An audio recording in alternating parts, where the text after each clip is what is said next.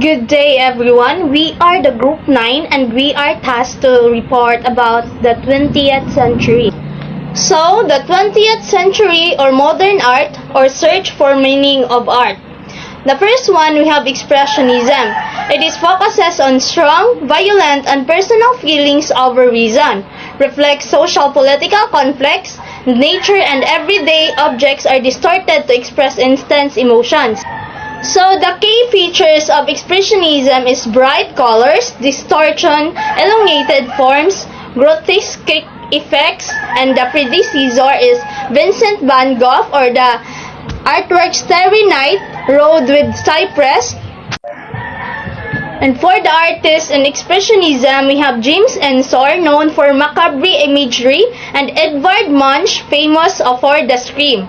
And also we have the Bridge Group, it's Ernst Ludwig Kircher and Emil Nolde. And the Blue Rider Group, we have Vasily Kandinsky and Franz Marc. So in short, Expressionism is an art movement that emphasizes emotional intensity over rationality. Artists use exaggerated forms and vivid colors to express strong personal feelings and response to societal and political turmoil. Objects and figures were often distorted to convey deep emotions rather than realistic representations. So example for this is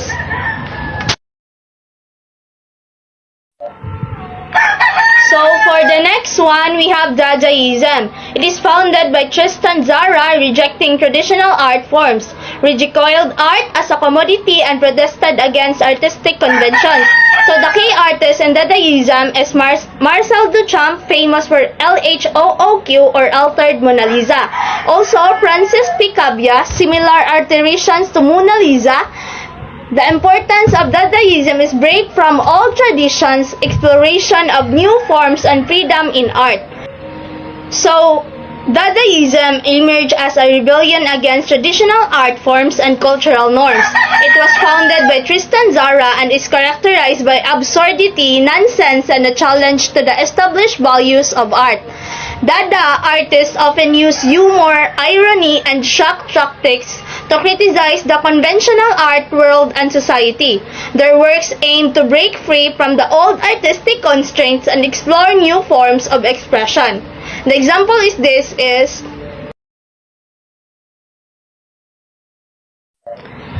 So the next one, we have Surrealism. It is rooted in Freudian psychoanalysis or dream interpretation via association. It also explores irrationality and dark forces in the human mind. And Surrealism is founded by André Breton. We also have Autistic Surrealism. It is uncontrolled automatic writing seen in works by Joan Mero and Paul Klee. And the next one, we have Veristic Surrealism. It is realistic techniques combined with dreamlike imagery. Veristic Surrealism is found in the works of Salvador Dali, which is Persistence of Memory. The next one, we have Giorgio de Chirico. It is the melancholy and mystery of the street. The next one, we have Yves Tanguy and René Magritte. And for the last one, we have Mark Ernst. It is known for collages and the invention of the calcomania. So, Surrealism is an art movement inspired by the ideas of Sigmund Freud, particularly his work on dreams and the unconscious mind. Artists in this movement sought to explore irrationality, the subconscious, and the dark, hidden forces within the human psyche. Their works often depicted dreamlike, bizarre imagery that juxtaposed ordinary objects in strange, fantastical contexts. The example of this is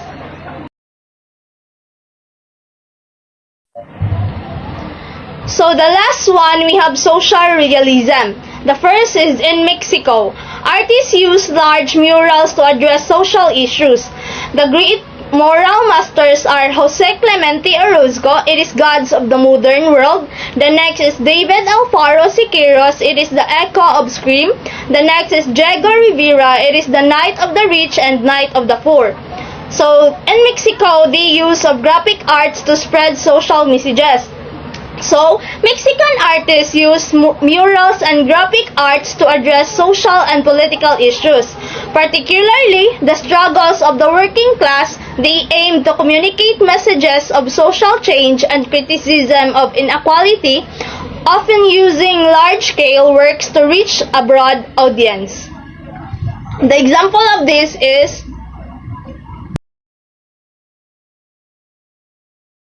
So now I'll be tackling the 20th century modern art experimentation with form. So first, Impressionism. Diba, Impressionism, miss niyo already discussed it before. So magatag lang ko niya gamayng details, for example. So there is a Impressionism. The artist tries to capture the feeling of the moment rather than focusing of the exact details of it. So for example, Rouen Cathedral. Diri sa ang kaning Rouen Cathedral kay mo siya ang famous cathedral in France. Gipaint ni Monet many times para it shows in different light or weather. Like sometimes if mahayagan siya, it looks golden. Pero if gabi na, it looks like dark or purple, something dark.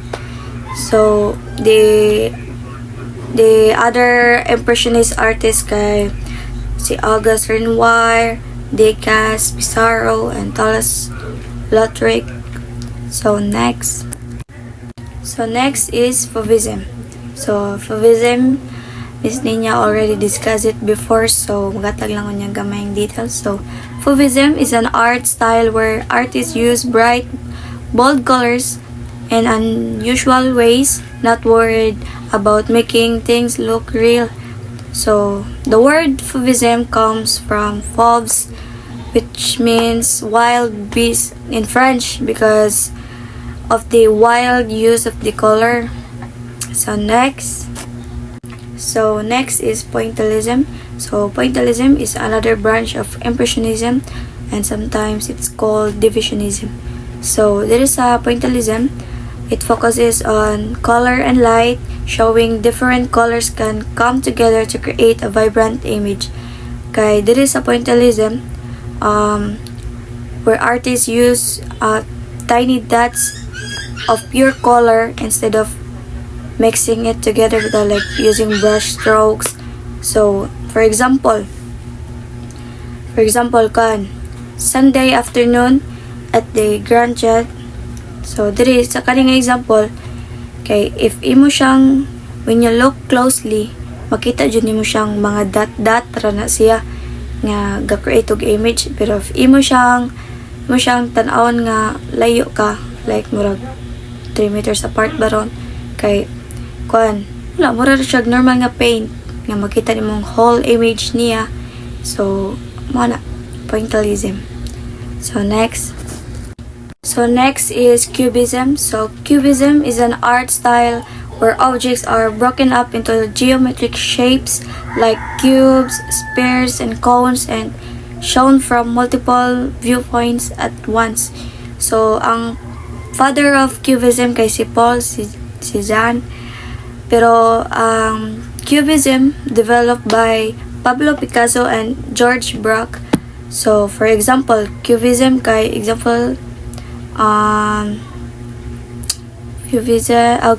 Cubism kay Girl with a Mandolin is a painting by Pablo Picasso from 1918. So dere Picasso shows a woman holding a mandolin. Kan siya ang mandolin kay a type of musical instrument, mandolin.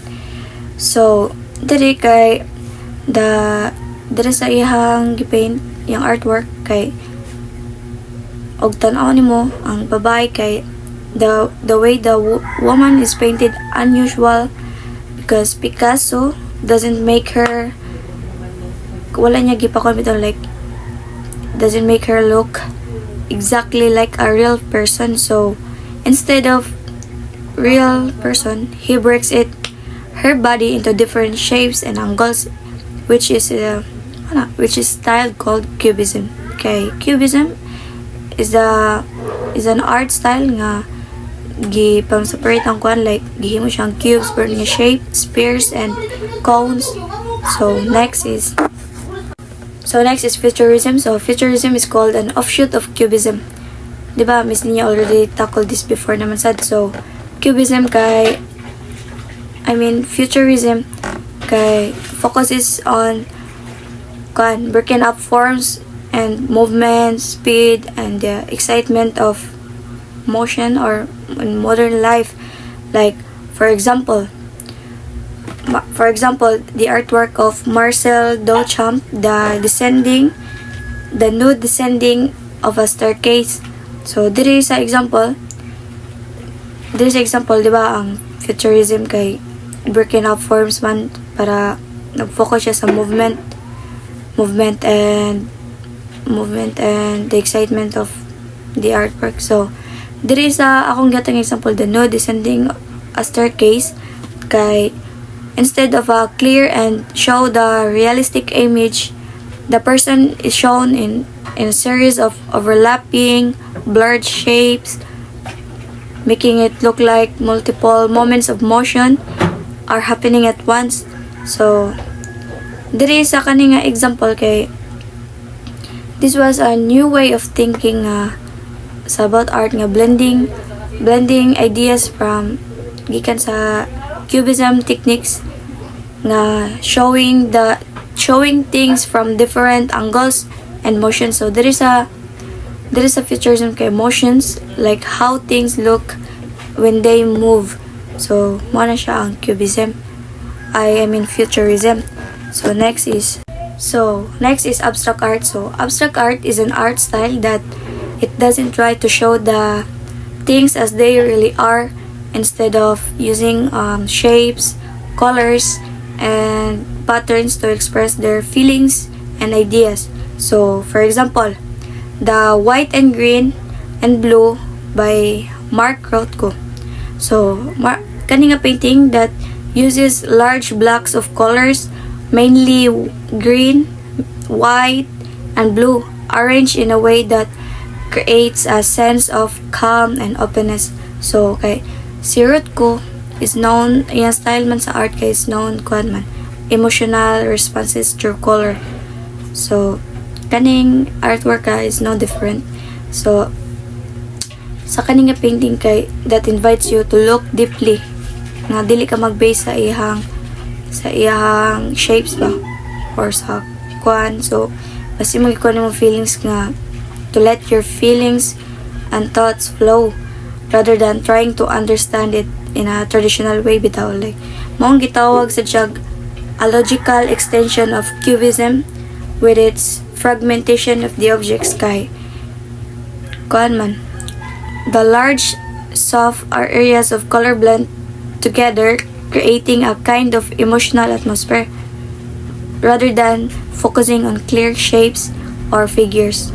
So next is op art or optical art, that is based on the fascination with optical illusion created through ingenious and precise combination of line and color. So diri sa op art kay the artist use patterns, shapes, and colors in specific ways that trick the eye into seeing things that are not actually there. So ang goal sa op art kay is to engage the viewer's eyes and make them perceive motion or depth, even though the artwork itself is static. So for example, so next is pop art. So pop art is, Disney niya already discussed it before na site, so magatag lang mo niya gamay kuan. So pop art is a draw its subject from mass-produced items that flood the consumer market, call out things like photographs of film, like for example. So last is psychedelic art. So psychedelic art is visually represent altered states of consciousness, often through bold, vivid colors, intricate patterns, and distorted forms. So sa kaning psychedelic art kay the artist capture in art the weird whirling shapes and luminous colors supposedly visualized under the influence of stimulants. So for example, like mga weird artworks, weird image.